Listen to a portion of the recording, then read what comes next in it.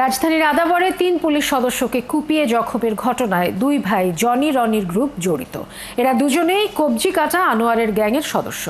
এখন পর্যন্ত হামলার ঘটনায় সরাসরি জড়িত ৫ জনকে গ্রেফতার করেছে পুলিশ। বাকিদের ধরতে অভিযান চলছে। আশিক মাহমুদ জানাচ্ছেন বিস্তারিত। দেশীয় অস্ত্র হাতে কিশোর গ্যাং সদস্যদের এমন মহড়া রাজধানীর মোহাম্মদপুর আর আদাবর এলাকার নিত্যদিনের ঘটনা। ছিনতাই চাঁদাবাজিতে বাধা দিলেই তাদের হাতে মানুষের প্রাণ যাচ্ছে হর হামেশা। খোঁজ নিয়ে জানা যায় আদাবরের এই কিশোর গ্যাং গ্রুপটি নিয়ন্ত্রণ করে জনি রনি নামের ২ ভাই। দুজনই কবজি কাটা আনোয়ার গ্যাংয়ের সক্রিয় সদস্য।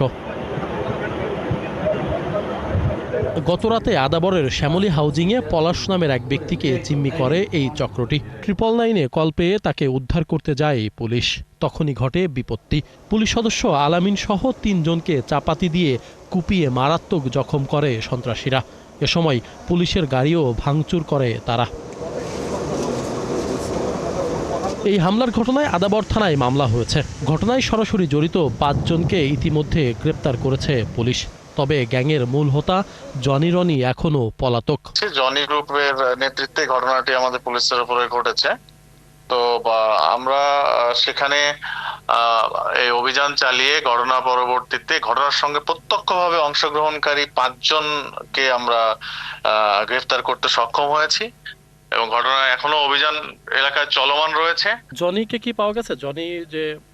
জনি এখন পর্যন্ত পলাতক। তাকে ধরার জন্য সর্বাত্মক চেষ্টা অব্যাহত রয়েছে। কিশোর গ্যাং ও ছিনতাইকারীদের এমন দৌরাত্ম্য থেকে মুক্তি চায় মোহাম্মদপুর আদাবরবাসী। আশিক মাহমুদ, ৭১, ঢাকা।